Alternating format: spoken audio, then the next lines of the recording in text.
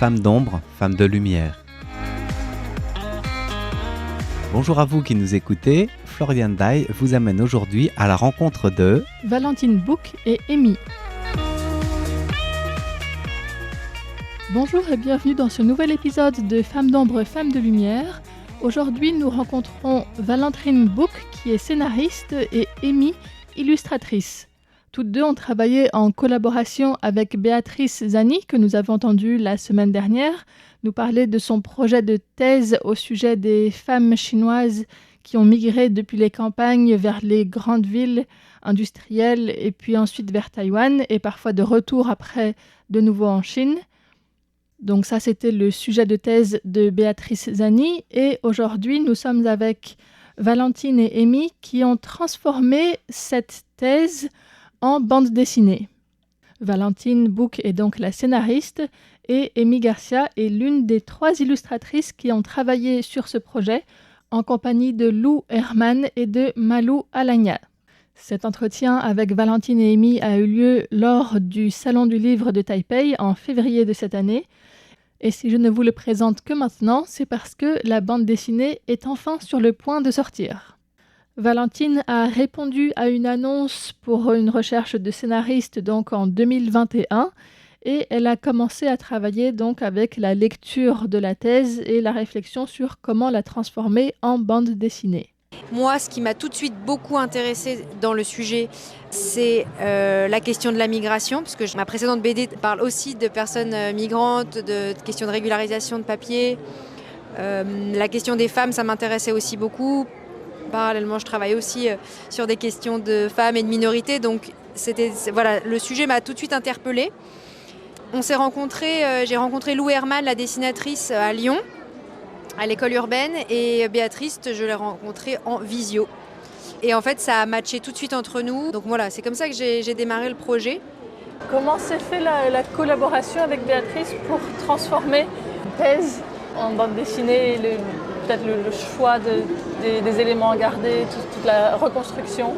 Évidemment, du coup, il faut imaginer que la thèse de Béatrice, elle fait en gros 250 pages. Elle est écrite en anglais.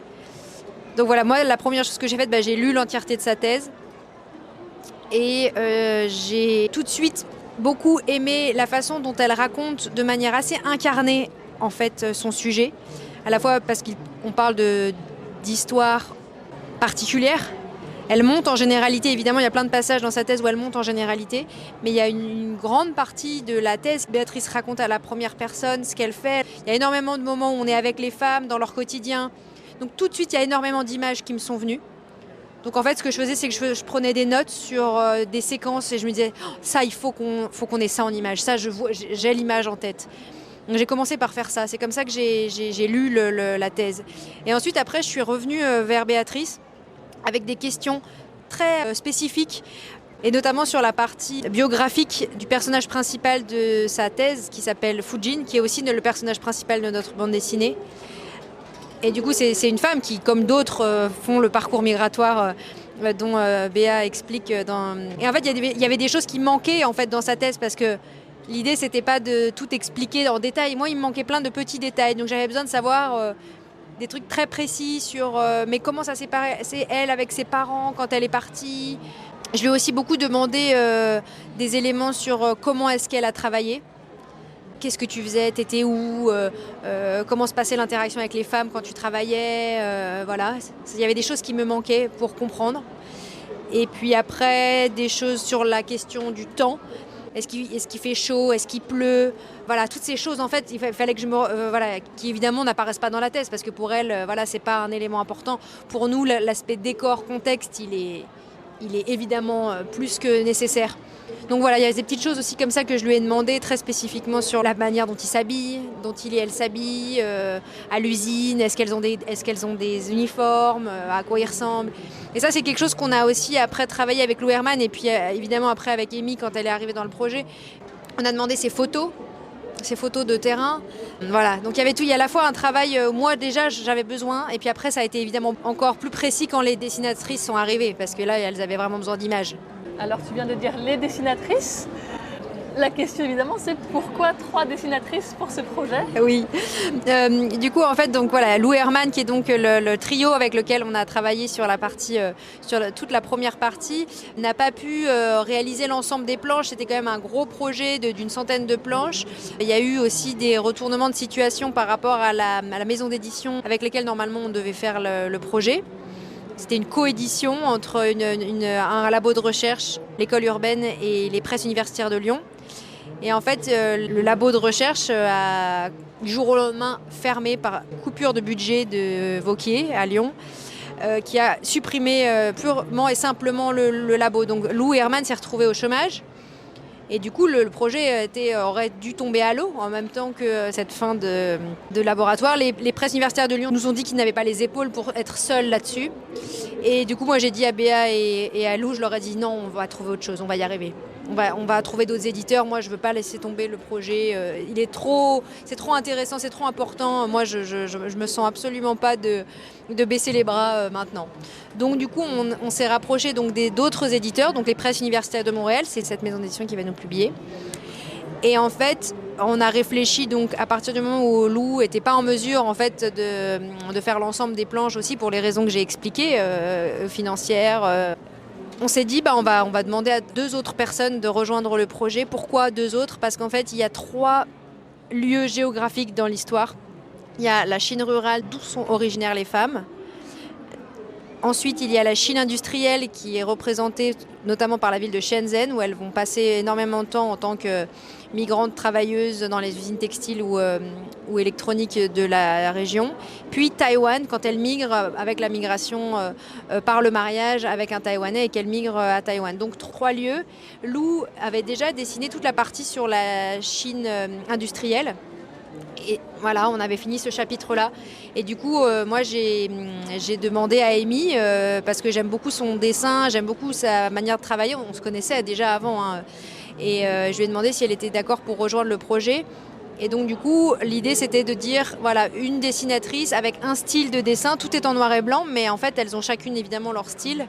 Et du coup, on a travaillé avec la diversité des styles pour rajouter un niveau de lecture qui me paraissait nécessaire parce que ça fait partie de la thèse de Béatrice, et surtout de montrer la superposition, parce que la migration c'est ça, c'est en fait on quitte un endroit pour aller à un autre, mais il y a un petit bout de là d'où on vient qui reste avec nous, et quand on arrive dans un nouvel endroit, tout nous paraît nouveau. Pour ces femmes chinoises qui sont originaires des campagnes, quand elles arrivent dans la Chine industrielle, c'est comme si elles changeaient de pays. Tout est différent, elles ne comprennent rien. Elles sont déjà illégales. Il faut avoir un titre de séjour, même en Chine, j'ai appris ça évidemment, j'avais aucune idée que c'était possible. Il y a des travailleurs qui sont en Chine industrielle, dans la ville de Shenzhen, elles n'étaient pas autorisées à être là en fait, parce qu'elles n'avaient pas de titre pour travailler.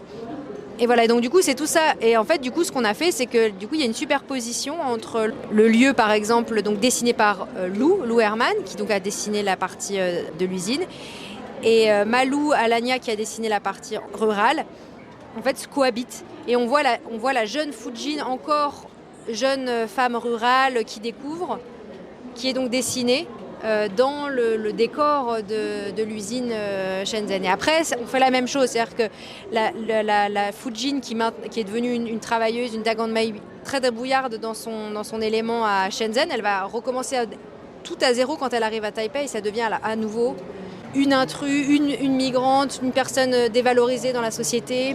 Et du coup, on superpose les deux dessins. Et c'est ça qui, pour moi, me paraissait hyper important, parce que quand on adapte de la recherche, il faut arriver à faire passer les éléments scientifiques, les thèses qui sont développées dans l'écrit de Béatrice, mais par l'image. J'allais pas paraphraser, moi, mon idée, c'était pas de réécrire les théories avec des tel et tel chercheur qui... Voilà, moi, ce qui est intéressant, c'est comment on arrive à faire passer tout ça par l'image. Et en ce qui concerne donc la 3e partie, la 3e localisation de la bande dessinée qui est Taïwan, eh bien, c'est Amy qui s'en est chargée, qui était également présente au Salon du Livre. Alors moi, il faut savoir qu'avant, je n'étais jamais sortie de l'Europe avant ce voyage-là. Donc du coup, quand Valentine m'a demandé de dessiner Taipei, j'avais aucune idée de à quoi ça ressemblait. Du coup, au début, j'ai demandé à Valentine et à Béatrice Ok, qu'est-ce que je dois dessiner? Bon, il y a beaucoup de scooters, il y a des gens, enfin c'est une ville qui grouille. Donc moi j'ai aussi regardé des photos sur internet et j'ai surtout beaucoup utilisé Google Street View. En fait, il faut savoir que Taipei est complètement ou quasiment complètement cartographié sur Google Street View, même les petites ruelles. Donc c'était très très pratique. J'ai également demandé à Béa, en fait, quand je comprenais pas ce que je devais dessiner. Par exemple, petite anecdote, dans le scénario, il y a un parc et il y a des oiseaux en cage. Et les gens, du coup, promènent leurs oiseaux en cage, en fait, les vieilles personnes, et ils suspendent aux arbres les oiseaux en cage. Et moi, en fait, en France, il n'y a pas du tout ça. Je comprenais pas du tout. Je me dis, mais de quoi elle me parle? Mais pourquoi elle me parle? Un oiseau dans une cage suspendu à un arbre, je ne comprends rien. Et du coup, Valentine a demandé à Béa de faire une recherche sur Google en chinois. Parce que moi, j'ai que le moteur de recherche en français. Et là, pour le coup, elle m'a envoyé vraiment les photos. Donc, effectivement, c'est des oiseaux dans des cages. Les gens ont des oiseaux qui promènent dans des parcs, dans des cages. Voilà, donc c'était plus facile de récupérer de la documentation comme ça. Et comme vous avez parfois sur les mêmes planches des superpositions de dessins de plusieurs personnes, comment ça s'est passé concrètement pour le processus de collaboration en fait, parce que je ne sais pas si vous habitez dans la même ville, mais ça peut être un peu difficile peut-être de mettre les dessins ensemble. Alors Lou Herman habite à Lyon, mais moi je travaille à Lyon. À un moment, Valentine est venue de Brest jusqu'à Lyon et du coup on a pu faire le storyboard à 3, donc c'était vraiment un storyboard partagé. Moi ensuite j'ai dessiné le personnage solo et ensuite on a pu rajouter des décors ou inversement j'ai dessiné des décors et on a eu le personnage qui se rajoutait par-dessus en fait. C'est un système sur Photoshop avec des calques. J'ai mon personnage sur un calque sur Photoshop que je viens superposer sur le calque du décor. Donc est-ce que le dessin était fait de manière digitale? Pour Malou, je crois que c'était complètement digital. Moi, j'ai vraiment fait le dessin sur papier en traditionnel, donc à l'encre de Chine sur papier. Et ensuite, je l'ai scanné, j'ai détouré le personnage, j'ai découpé en fait le personnage pour l'incruster après sur les planches. Quand on passe d'une thèse à une bande dessinée, est-ce qu'on peut parler de traduction? Oui, on s'est un peu posé la question. C'est-à-dire qu'en fait, au début, il y avait un peu l'idée d'une traduction. Traduction qui voudrait dire rester fidèle, le plus fidèle possible à l'original, du coup à la thèse. Il y a une chose sur laquelle finalement j'ai fait un choix qui aurait pu être autre, mais c'est le choix que j'ai fait, c'est qu'en fait Béatrice, elle apparaît évidemment dans Synthèse, c'est la chercheuse, elle parle à la première personne, et puis il y a aussi un soutien-gorge qui est un élément hyper important dans sa thèse, qui est l'élément, l'objet qui va nous faire rentrer dans l'histoire avec Fujin, puisque le soutien-gorge c'est ce qu'elle vend aujourd'hui à Taïwan, mais c'est ce qu'elle a fabriqué, elle, à l'époque, quand elle était à Shenzhen et qu'elle était une ouvrière, une Dagang Mei. Donc en fait, cet objet, il est là depuis le début dans l'histoire de Fujin. Donc j'ai décidé d'utiliser le soutien-gorge comme étant lui aussi un personnage de la bande dessinée, et c'est à travers lui qu'en fait on va rentrer dans l'histoire, et c'est lui qui nous raconte, qui nous prend par la main et qui emmène les lecteurs dans l'histoire de Fujin. À ce moment-là, à mon avis, on est sorti de la traduction et que pour moi c'est une forme d'adaptation, on a adapté en fait.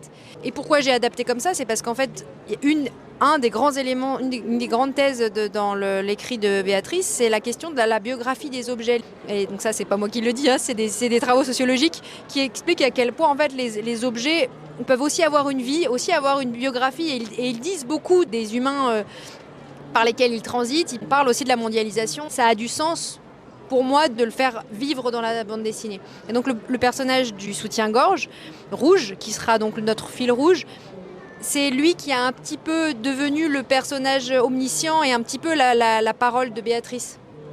Je l'ai traduit comme ça. Donc, c'est lui qui peut par exemple donner des éléments contextuels, de chiffres, des éléments macro. Ça sera plutôt du coup le soutien-gorge. Et après, sinon, l'autre légende, l'autre partie aussi avec lequel on est évidemment proche, c'est Fujin. Fujin, elle parle à la première personne et elle dit « Je suis née dans ce petit village ». Ça, c'est pareil. Ça, c'est pas écrit texto dans la thèse de Béa. Moi, ce que j'ai fait pour ça, c'est que j'ai repris... Il y a beaucoup d'interviews, d'extraits d'interviews dans sa thèse. Ça aussi, c'est hyper prenant parce que du coup, on a les paroles vraiment brutes, comme ça. Et en fait, je me suis basée quasiment là-dessus pour écrire cette légende qui vient du coup à la première personne raconter... on est dans la tête de Fujin, on suit avec elle son histoire. Et pour ça, je me suis vraiment basée sur les interviews de la thèse.